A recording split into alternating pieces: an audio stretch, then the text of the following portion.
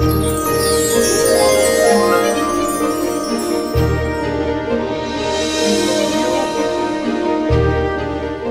just a big, fat panda. I'm not a big fat panda. I'm the big fat panda. Skadoosh.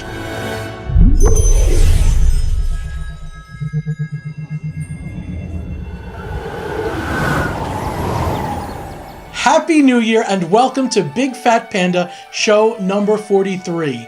No one has been on this show as a guest a second time except for one person, Robb Alvey of Theme Park Review. And that same person is a guest for a third time. He is just a lot of fun and full of information. He just did a whirlwind tour of all the Disney parks in Asia and also in Paris, so we're going to talk about that. Let me thank my exclusive sponsor, David's Vacation Club Rentals at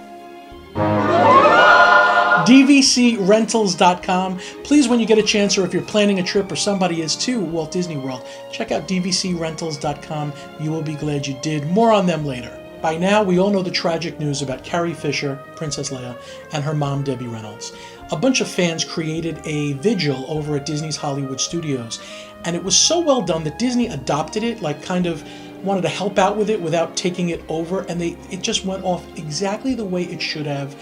It was a beautiful, moving tribute where people held up either lightsabers or umbrellas for either Carrie Fisher or Debbie Reynolds. Take a peek. Amazing stars, a mother and daughter who have forever left their marks on the silver screen. Debbie Reynolds and Carrie Fisher. In recognition of these two unforgettable shining stars, I invite everyone to either raise your umbrellas or lightsabers toward the sky. And together, we pay tribute to Debbie Reynolds and Carrie Fisher. And now, please raise your umbrellas and lightsabers.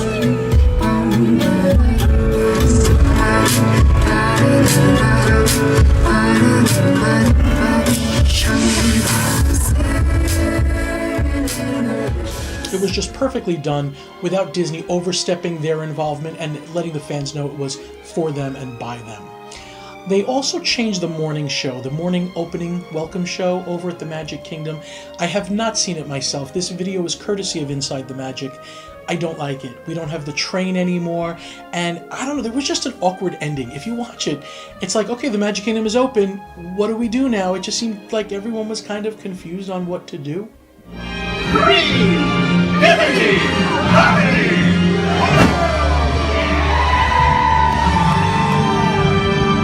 Let the magic begin!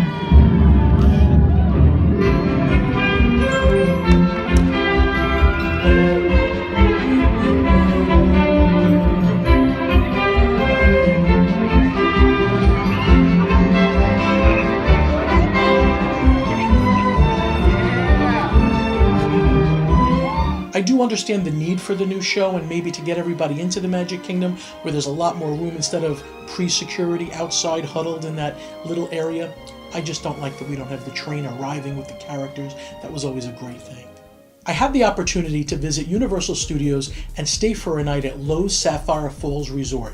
It was definitely a nice change of pace. I don't know if I would stay for 10 days there as a vacation, but for one night while I was at Universal, it was very convenient. I liked the restaurants. There was Amatista's Cookhouse was my favorite. I got chicken noodle soup, and I can always tell from a restaurant if it's canned soup or if it's homemade. Everything I was happy to say was homemade. Here are a couple of shots of Loews Sapphire Falls Resort at Universal.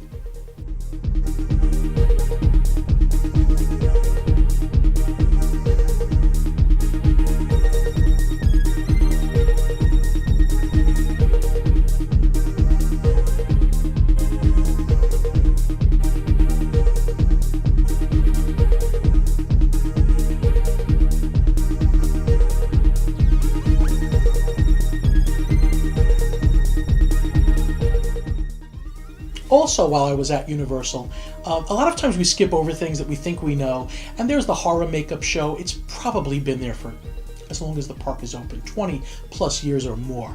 And I just skip it all the time. It's like, all right, it's the horror makeup show. And I happened to stop there and I was really pleasantly surprised. It is much more of a comedy show than it is a horror makeup show. You really don't learn anything too much that you may not have known. At least in my case, I didn't feel like they were giving much information, but the comedy made it worth it. Their improvisation also, because they pick people from the audience. Take a peek at the horror makeup show. This video is going up on bigfatpanda.com in a few days. It was awesome.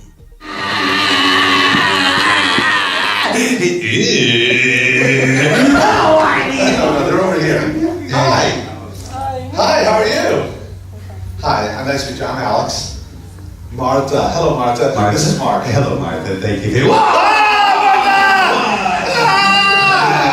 Martha from Colombia. Are you married?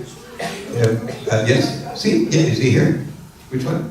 Oh, very good. Welcome. And do you have a boyfriend? No.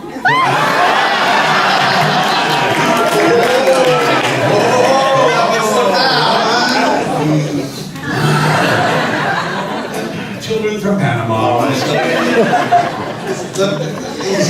Is this how they did the transformation for Del Toro? And the new Panda. Going back over to the other side of the pond at Epcot, they're having their Festival of the Arts, which is kind of like a food and wine festival, but a little bit smaller. But there's a lot of artwork out, great artwork for sale. I mean, some of it's $39.95, some of it's a lot more expensive. They have different food and everything, but they have Disney on Broadway. And on the big stage right by America was Ashley Brown and Josh Strickland. They came to belt out some tunes from Broadway. I think every 2 weeks they'll change the artists that are there. I did not have my video camera. I had a problem with it this week, but I got it from my cell phone footage. Just take a little bit of Disney on Broadway. I just know there's something bigger out there. I wanna know, can you show me? I wanna know about these strangers like me. Tell me more, please show me. Something's familiar about these strangers like me. Every gesture, every move that she makes me feel like never before.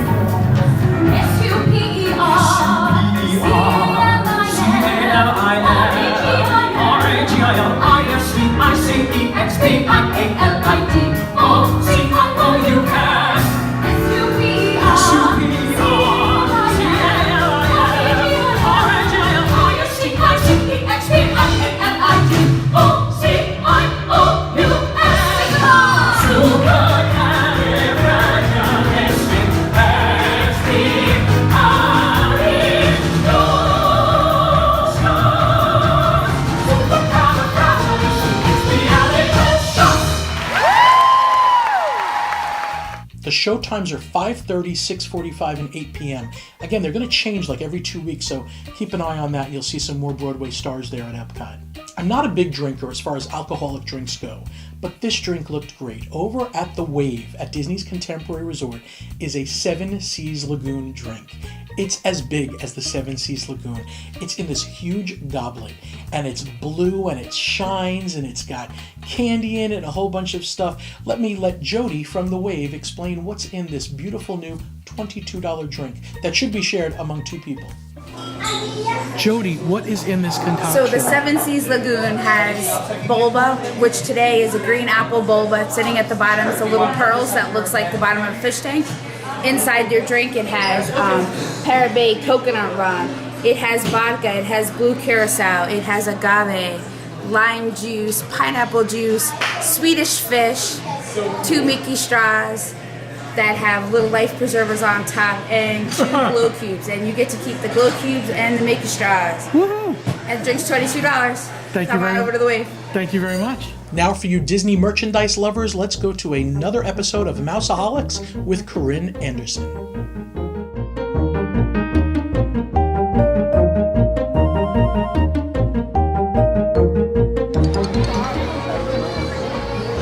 Hi guys, welcome to Mouse-A-Holic. My name is Corinne and today we're at Magic Kingdom and I'm going to show you some of my favorite merchandise picks. They may be princess themed, so come along. So when you're like really old like me, you may remember the Disney VHS tapes. You You probably have some of these stashed back in some wardrobe somewhere. But now Disney, for our retro fans, released these journals that look exactly like a VHS tape. Let me show you that even when you open it, woo, there's the tape. But you can also, jot down some ideas. They have a Beauty and the Beast one, an Aladdin one, and also a Lion King one. Already sold out. These are selling like hotcakes, people. So I know Christmas is already over, but if you have been a really good kid or like adult like me, and you want a huge new castle playset, this is the one to get. I mean, it makes lights, fireworks shows, sound, and music, and comes with figures. Or you can buy even more if you've been really, really good. So my final pick for this month is this adorable little apple bag. So if you're dying to like Disney Bound, Snow White, or you just like apples, you're like an evil queen, and maybe want to trick somebody with your apple, this bag is just to die for. I'm sorry guys that we don't have that much merchandise for you this month, but you can always buy some of these for your ladies. Oh my goodness, I never would have found these amazing VHS notebooks if it wasn't for Corinne and Panda. Right? I mean, this bag is everything. How could I know that this is my life if it wasn't for Corinne? So guys, if you want to see even more merchandise, make sure you come back and watch our show next month. And for more merchandise every day, please check out Disney Lifestylers. And for this entire weekend, Universal is again doing their annual celebration of Harry Potter. Special guests include Tom Felton, who is Draco Malfoy, Jason Isaacs, Lucius Malfoy, the dad, Warwick Davis, he was also the Ewok in Star Wars, and he plays a goblin or something in Harry Potter, and Matthew Lewis, Neville Longbottom. I was there during some of their interviews, and something that Matthew Lewis said really stuck with me. They were asking them about what advice they'd give their younger selves, and I always thought that when I was a child, that everybody older than me knew, they were just confident, and they knew exactly what they were doing, and that I was in the dark and I was unsure of things. And then when you get to be an adult, you realize everybody else is in that same boat. We're all just kind of making believe we're confident and hoping we're doing the best job, and his explanation so mirrored mine and just hits the nail on the head. It's a thing that you don't appreciate as much when you're younger. You assume everyone who's more experienced or is older than you is so assured in what they're doing and so confident. But ultimately we're all just on this planet trying to figure out what the hell we're doing, all of us in every job. And I think that if more young people appreciate that we're all just trying to make the best of it, all of us, we're all pretending to try and make the best of it, it would put a lot of people at ease. There's a lot of pressure heaped on young people these days. They also had a great finale to their opening ceremony at Universal. I just didn't expect it to have so much confetti. Watch this. I was literally picking it up out of my sneakers the next day. Wands at the ready. It's about to happen. We're going to kick off the celebration of Harry Potter 2017. 1, 2, 3. Avada!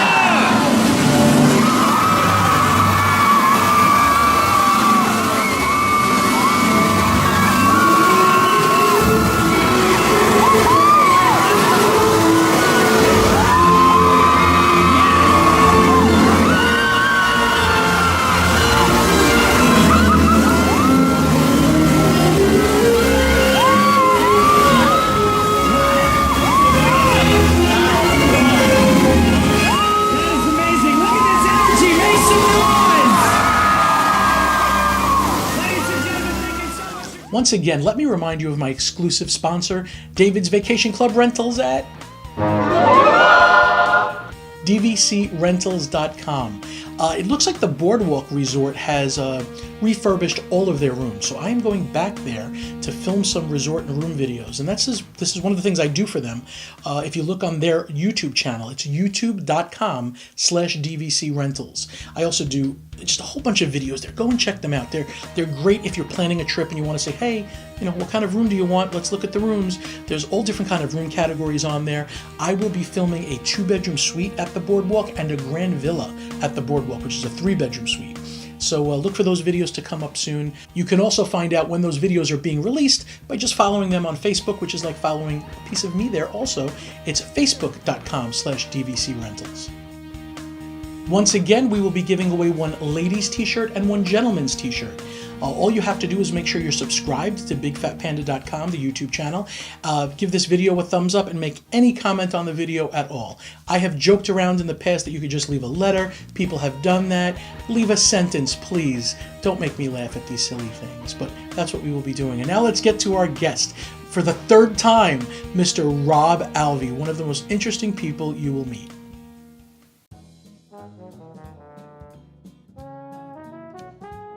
I don't know if you know this guy. This guy's been on the show twice. I'm sorry. No, this is a good thing. This is his third time. No one else has even been on the show a second time. So hello, and I'm giving you another Panda hug. How are you? I love you, Panda. I love you, guy. Actually, I'm more entertained by your stuff than just about anybody else's in this whole theme Oh, park come on. movie. You had Yeehaw Bob on this show. Oh, he was that. Did you see that? I did. That was scary. Yeah, I bring that show up a lot and show people Okay, that. I'm like, cool. look at this crazy. I think my reaction, though, is I'm trying to cover up that I don't know how to react. Right. It was one of those things where I rarely find myself in a position that I don't know how to react. I was totally, like, befuddled. For those of you that may not know, Robb Alvey is from Theme Park Review. Yay! Which I have to now do a bunch of colors because that's what your logo does, and it's annoying, but I'll edit colors up here. Theme Park Review. Okay, so you just did a complete Asia tour, well, everywhere. Wait, within the last 6 months, you've been to every Disney World or every Magic Kingdom theme park. Oh, no, we have. So we... in the world! So we just came off of a big Asia trip where we started at Shanghai, went to Hong Kong, and ended in Tokyo. But yeah, you're right, because in obviously we live in Orlando, so we have Magic Kingdom here.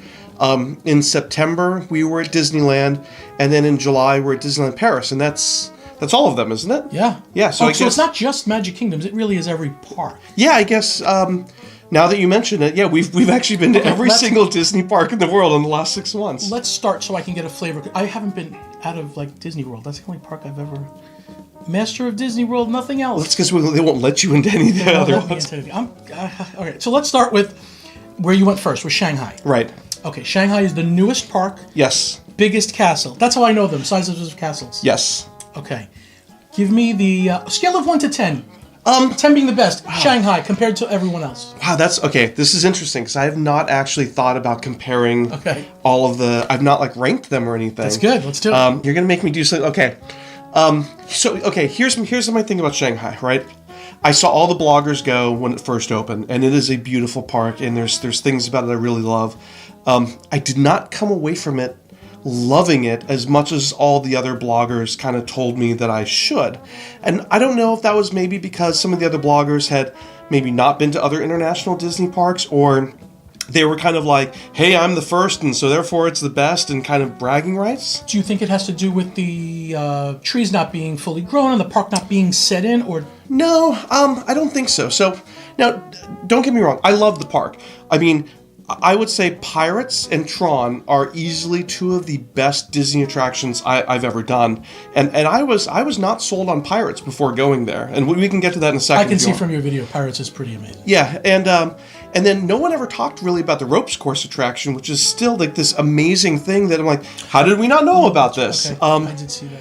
And, I liked the castle, but I didn't love the castle as much as I thought. Too big? So here, okay, let's talk castles. Okay, when you walk into the park and you just see that ginormous castle, it's impressive. It looks beautiful, right? I didn't realize that there was you can't walk up to the castle and go into the castle and walk through it. It is more like a big giant building that has like a castle facade. You can walk around the sides of it and go in, but there is that no sort of quintessential moment where you can walk up to the castle, turn around and see kind of like the Main Street area or the hub, and then walk into the castle. Okay, I'm totally unsold by it. Yeah. How do you get in it then? You walk around the sides of it. There's like a side entrance to the castle. So I liked what they've done with it. There's no big, grand, beautiful entrance? No, it was weird for me. And it feels like it's a separate building inside with the castle built around it? Yeah, it definitely feels it feels more like a big show building. And it's beautiful and it looks great and it is majestic sitting there. But like, if I had to sort of compare, let's say, castles, I am still a fan of the Disneyland Paris one, man, with that beautiful garden that comes through and those funky little square trees like on the side and the dragon underneath. The only way I know that one is there's like a little arch on the side. Yeah. Okay, right? That's the right one? Yep. Okay. And it is, wait, arch on the side? I think so. There's like a little connector. I think so. Yeah. I think you're right. You're getting into more detail. That's the only thing I look for little details that say, oh, this is that part. I just really love the look of that castle. And this one, and it was, I think Paris's, it was majestic, it was beautiful, and it had elements to it that, yeah, I mean, you're right, kind of connected it all together. And Paris has like mountains on the side of it, right? Yes, exactly. Okay, yeah. I like that. This one, and then my whole feeling on that big entrance area. So, and again, like, I realize it's a different take on the Magic Kingdom. It's not exactly the same. So, like, I'm not saying, oh, I don't like it because it's not like the other ones. But it's like, and I don't want to say I didn't like it. I just kind of didn't like it as much as I thought. So, when you enter their Main Street area, which I thought was cute, by the way, it's kind of more of like a Toontown-ish, take on Main Street, which was fun. But then you enter this. If you take like the Magic Kingdom's hub area and even expand it bigger, like maybe even twice the size. It has a couple different rides on it. Then it had the garden area. It kind of felt confusing to me. Like there were rides in their Main Street. They're not in their Main Street, but in their hub area. Oh, right after. There's Dumbo on the left and the carousel on the right, and then you have the castle in the middle with the stage and like seating for the stage. It would seem odd to have rides like kind of right in front of your castle. Yeah, on the side of the castle. They were off to the side, so it wasn't like they were right in front. But the whole area, once you walked kind of from like the point in like where you're at the end of Main Street to the castle, it just seemed like a very large, almost confusing area. Apart from Pirates and Tron, were the rest of the attractions as good or better than the other parks? Okay, so here's the thing, right? Let's talk about the ropes course for a second. Because the ropes course, I think, has been discounted because it's just a ropes course, right? Like, we see them at shopping malls. But that's not what this was. So it's themed up pretty good. This was like a very elaborate themed like attraction. Yes, it's a ropes course where you have the thing and clang, you're going through it. But like, there are waterfalls and cliffs and rock areas you go through and 3 different tracks that you go. And the other great thing about it, if you're not doing the ropes course, every single place that you're at, and you can probably pull up some of the pictures that we did, you can watch other people. So it's almost like... So if Grandma doesn't want to do the ropes course, she can watch the kids go through It's almost as interesting as a spectator as it is to actually do it. Awesome. And it was kind of like the surprise attraction for us. Like, we knew Pirates and Tron were going to kick us, which they totally did. But like, here's the thing. So everybody came away saying, you're going to love Buzz Lightyear, and it's the best version of Peter Pan, which technically it is. But in my mind, I was thinking like, okay, it's like when someone says, you've been on all the Winnie the Poohs, but now you're going to go in Tokyo's Winnie the Pooh, and oh my god, this is going to blow you away. Peter Pan at Shanghai was great, but take the traditional Peter Pan ride that you know, add a few like nicer animatronics and maybe some projection mapping, and there you go. That's it's something they could do to ours if they wanted to, as opposed to Pirates. Yeah, you need like, a whole other building. It's not like we were like, hey, Peter Pan is going to be a suspended trackless dark ride with all this crazy stuff you've never seen. Can you imagine a suspended trackless dark ride? Cool. Disney, you guys got to work on that suspended trackless dark ride, because that technology can happen, right? Yeah. I'm one of those people. I like physical sets in attractions more than I like screens. I don't mind when you take a screen and it complements a physical set. Like, the new Frozen ride is a great example. So you go through the Frozen ride, you're saying, hey guys, you're seeing some of the best animatronics Disney's ever done. Let's complement that with some screens, like the section with the trolls, the Elsa thing. To me, that works great because... Cannot agree more, which is why I think the Pandora boat ride is going to have that, I think. The one thing you cannot take away on a video of Pirates is how well that ride vehicle and that system works.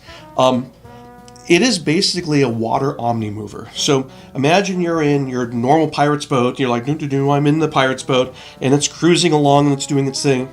But all of a sudden, just like you're on Haunted Mansion, that boat is traveling along the path, but the actual ride vehicle starts to turn. That's amazing. So that when there's a scene, if you look at the video, and spoiler alert in case anybody's like worried about that, you see a skeleton at a ship wheel, and then that skeleton transforms into a live-action, not live, or animatronic Jack Sparrow. It's a fantastic effect. I still have no idea how they do it.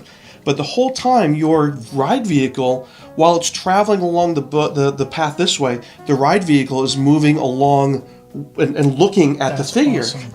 And then all of a sudden you start going backwards, and then you go forwards, and then you're sideways. And when you get to the part with the screens, it is so well done that you look around and you think, okay, there's some physical stuff here, but then there's some screens. You really feel like it works. And like I feel like telling Universal, like, guys, they're doing this amazing effect, no silly 3D glasses required, and it is like the best like visually impressive screen technology I've ever seen. I can only usually videos don't do justice, and I'm sure it doesn't, but I'm not in Shanghai. A lot of us are not going right now, and you could see that it's done. There's a whole sequence where you're kind of meant to be underwater, and then the boat comes up and splashes down. And it is so effective, just between the motion of the vehicle that you're in, what you're seeing on the screen, and then you're instantly you start going backwards into this area, and there's so many unexpected things on that ride. Really, my takeaway from Shanghai was the park is Pirates and Tron, and then kind of everything else. But overall experience with cleanliness and stuff, did it feel like? Well, that's a whole other discussion, because I understand it's a different culture. It's China. There's Chinese people. I am not the biggest fan of the Chinese culture. They're Fair enough. Very much like people complain about going to Disneyland Paris. There's a lot of pushing. There's a little bit more rudeness, even more so in China. And you also have to put up with the reality of you are going to go to the park and you're going to see kids peeing in front of you. In fact, we were in line for Crystal Grotto, and I looked down, and I'm like, oh, there's a kid peeing. Oh, I need to move my foot. So as the pee puddle came closer, like in the queue, and and nobody's really batting an eye. If that's your culture, that's the culture. I mean, the most of the kids in China, they don't wear a diaper. They have these little, especially the boys, have these little pants with a flap on it, and when they have to go, they just go, and that's kind of what they do. We were in the Alice in Wonderland area, which that was fantastic, by the way. I love the little Alice in Wonderland maze area, all steampunk. It was very cool. But there was a section of it that's a hedge maze, and apparently to the Chinese, hedge maze equals places for your kids to pee. I saw no less than 5 kids peeing into hedges over there. And there's restrooms everywhere. Yeah, there's restrooms, right. All right. So, but that's just part of the culture. Real interested now. Let's go to Hong Kong. Okay. And we're going to go back to that. I wonder if it's any different than Shanghai, or are we still China's China? No, I mean, so I think the thing about Hong Kong you have to remember is Hong Kong was a British colony for many, many years. And I think some of that kind of carries over. I also assume that Hong Kong is maybe a slightly higher end version of China, because it's very business district. And the one thing that's very interesting about Hong Kong is it's easy to tell somebody that's from Hong Kong and someone that's from mainland China. Very interesting to me. And you can even hear a slightly different dialect, because I think one of them speaks Mandarin, one of them speaks Cantonese. I may not be 100% on that, but you can definitely tell the way they speak just seems to be different. Chinese is, they always seem like more angry when they talk. They always sound like very upset. Hong Kong people are a little bit more calm. And English is still a very prominent language in Hong Kong because of its... More so than Shanghai. Oh, more so. In fact, most of the attractions, I think, in Hong Kong are still English first. I know, the Iron Man ride, which was their newest attraction when we were there, I want to say was at least half in... I think Jarvis spoke in Chinese, and Iron Man spoke in English, and I want to say most of the queue area was all in English. So it's... And most of the other attractions, I mean, Mystic Manor is all in English, Buzz Lightyear is all in English, so it still is a very prominent language. Hong Kong Castle, like the Disneyland Castle? So here's what's funny about it, and people are going to hate me for this. I'm not a fan of the Disneyland original castle. To me, it's like, this is what you build if you were on a budget in 1955 or 1953 when they were building. That's exactly what it is. And so they lifted it and put it in Hong Kong, again, because that park was kind of built on a budget. So let's build the budget version of the castle. I don't care if it's Walt's Castle. I know people are going to hate me for saying it. I was really happy when they said, guys, we have this tiny little castle. Let's amp this sucker up, and I love the look of their new castle. They'll be able to do, and what's crazy is they do a nightly projection show on that castle. I saw your video. And I know that Disneyland did it for a little while for their Diamond Celebration and it looked good, but it's just so nice because like Hong Kong, again, very much like Japan, people were more calm there, like nicely sitting out in front of the castle. It was fantastic. It was like a full-blown castle projection show. I was blown away by it, so I can only imagine what that's going to be like on a much larger castle where the audience could even be expanded more into that hub area. So I'm very excited for them to kind of ditch the old and busted mini little like almost like Lego model castle and get something for real. They're changing their castle? I didn't know this. Yeah, so that was part of their As announcement. I'm hearing you talk, I'm like, wait, is he saying what I think he's... Yeah, Okay. so they announced an expansion plan that included a Frozen area, I think an expansion to the Marvel area, and a new castle that would expand the hub area and get a bigger castle so that they can do a more full-scale castle projection show. Okay, it'll be interesting to see what they come up with. Mystic Manor, one of my favorite attractions that I've never been on.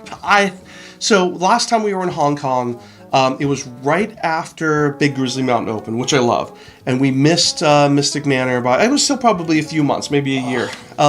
So I was really happy to go back to Mystic Manor, and the park was really great to us. They actually brought us in early. They gave us a tour of Mystic Manor and talked us through some stuff. What a great ride. I mean, I love what do they call it? The Society of Explorers and Adventure, like the whole sea thing. And I love how it ties into Hotel Hightower at Disney Sea. I love how it ties into Jungle Cruise and everything. It is just such a cool ride. Like, what a great use of trackless technology. There are cool effects in there. I love the Danny Elfman soundtrack. I mean, just say that. There is everything that you can take away from that ride. I mean, again, it's like Pirates, like Tron, like Journey to the Center of the Earth. It is Disney Imagineering at its absolute finest. And it's a shame that it's not here, but my overall feeling on Hong Kong Disney is it's almost like Tokyo Japan Light.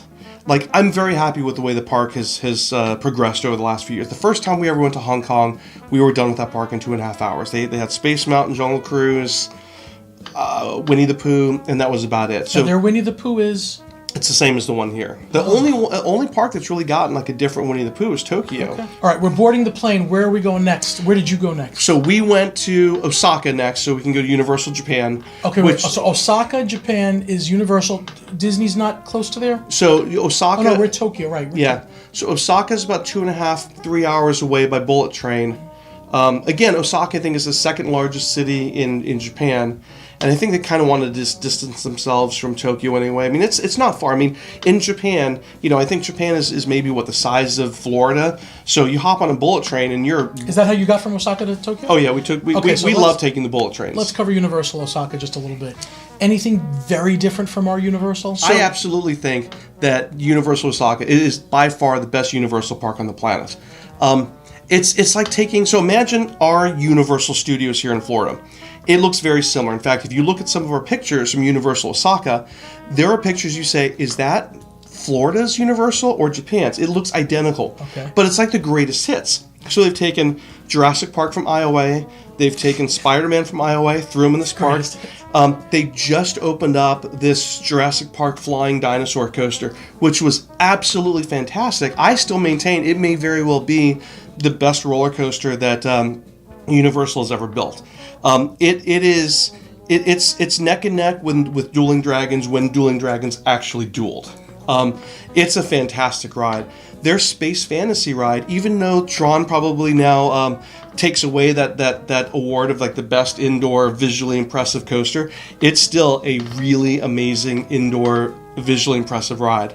I would say the only ride they probably don't have at that park that I wish that they would get could be Mummy. You find across the board the level of service in Japan is much better than China. It's god, yeah, much better. Yeah, oh my god, it's I think it's like an unfair comparison. It's not even close. Okay. I mean, the level of service in Japan is better than anything that you'll see anywhere in the world. I mean, like, we have what I consider one of the best team of cast members here at Walt Disney World. Japan is even better. And I would say that probably the Walt Disney World cast is second to some of the stuff I've seen in Japan. And Japan, yeah, the culture is just...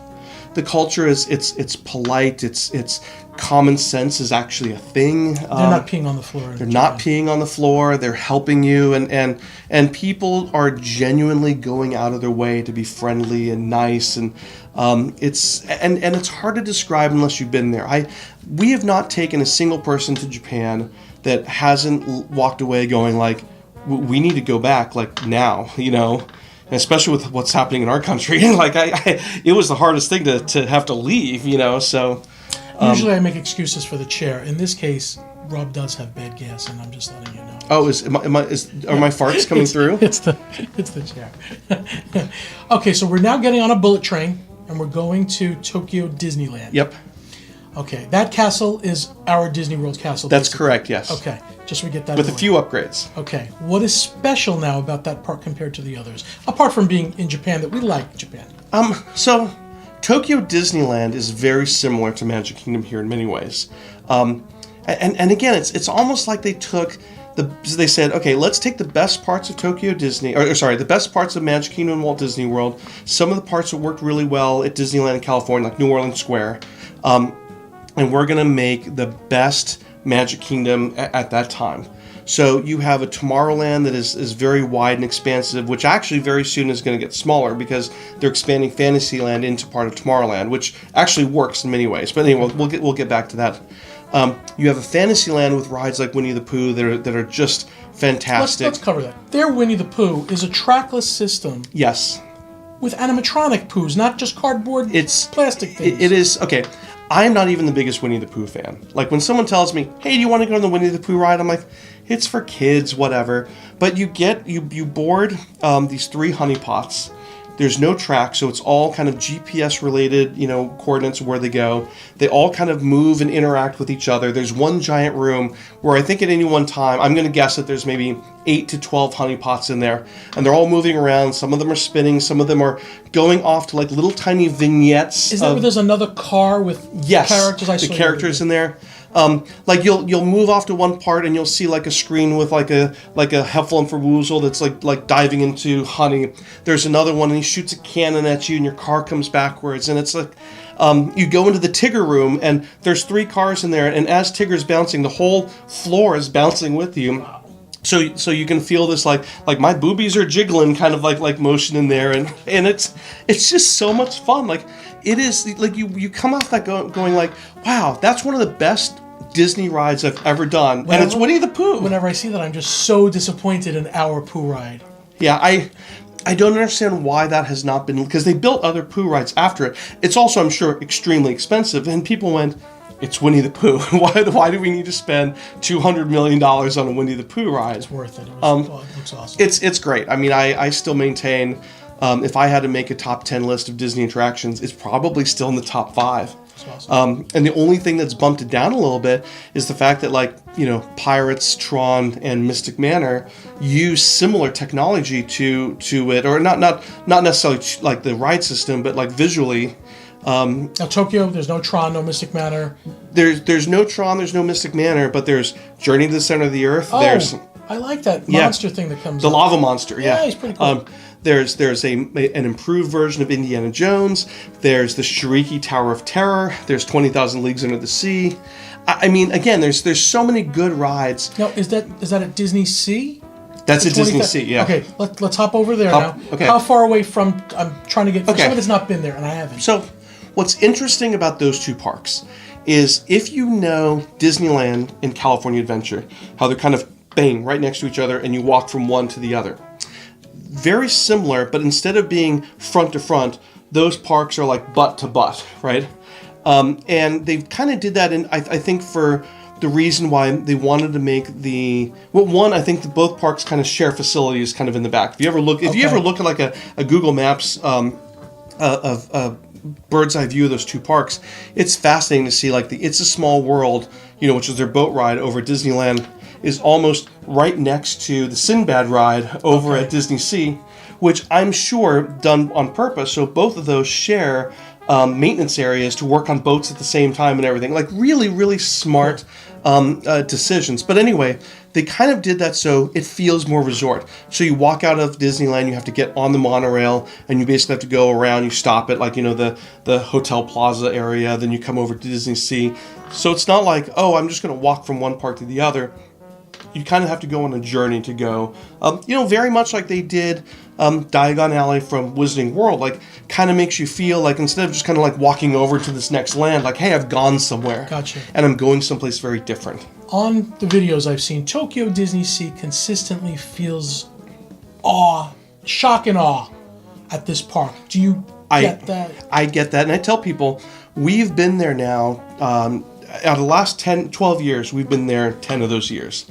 Every single time I walk through those gates, and you walk through that archway coming through Miracosta Hotel, and you see the volcano and the pirate ship and just everything. It is unlike any feeling you get at any other park in the world. I've seen videos where I thought, oh, we're in the park and we're looking at a different city. Yeah. From the park. I'm like, oh no, that's the part park. of the park. Yeah, that whole Italian area of the park. I mean, or the New York area. I mean, you have that New York area with the electric railway running ahead, the Columbia boat in the background, Hightower Hotel, and then kind of like the Broadway district. I mean, it doesn't feel like you're in a theme park. It feels like you're in this very alive, very realistic world. But of course, obviously, it's like it doesn't feel just like New York City. I mean, it feels like a Disney-fied, just high-end, high-tech version of that. Oh, Sinbad. Oh, okay, yeah. Another one where I love the music. The music, it's an Alan Menken song. I did not know that. So there's some interesting history behind that ride. When that ride first opened at Disney Sea, it was a different theme. Everything was much meaner and angrier, and it was Sinbad going through these journeys. And it's like, so if you look at some point, go on YouTube. I think we may have a video on Theme Park Review. Look at, like, for example, the section where the monkeys are. The monkeys are no longer offering bananas to Sinbad on his journey. They're throwing rocks and they're pissed off at Sinbad. And it didn't resonate well with the Japanese. It started off kind, turned nasty, and then it went back? It kind of was nasty the whole way. Oh, okay. So now it kind of becomes more about Sinbad on his journey, and he has his little like sidekick Tiger Chandu, and he wasn't part of the original ride either. The song wasn't part of the original ride, so they kind of gave it a makeover to kind of resonate a little bit more with families and Japanese culture, add some merchandising opportunities into it. It's a much better ride now. But go look at one of the old versions of the video of the ride, and you can see there's some drastic changes that they made. I think I've only seen the new one. I want to see the new one. Yeah, and I love it. I mean, it's one of those boat rides where there's so many animatronics in it. It's pretty elaborate. It is very elaborate. And even though the characters, like, they're smaller puppets, they're almost like, I guess you can say, like, It's a Small World type of animatronics. Step up, But they're so detailed and so interesting. And there's got to be hundreds of them in that attraction. There's that one dancing girl where the movement looks better the than dancing girl looks great. The big giant, like ogre giant.